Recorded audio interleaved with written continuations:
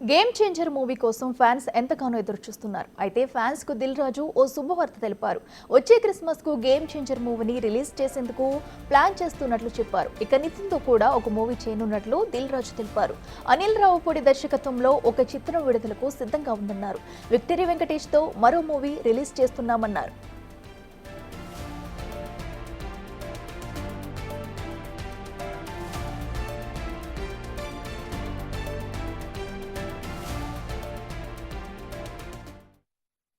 ఇప్పుడు game changer ఉంది. ఇప్పుడు జనక అయితే గనక ఒక సినిమా దసరా రోజు రిలీజ్ ఉంది.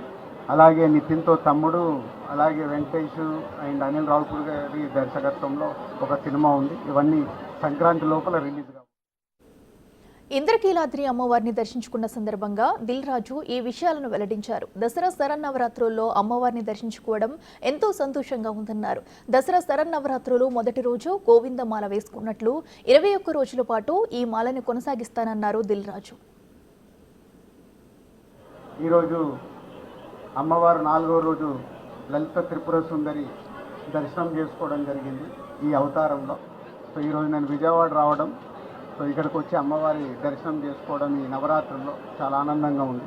సో చాలామంది భక్తులు ఈరోజు చూస్తుంటే కింది నుంచి చాలా పెద్ద లైన్ ఉంది. ఆదివారం అవ్వడం వల్ల రోజు ఉండేలా దానికంటే ఎక్కువ లైన్ ఉందంట.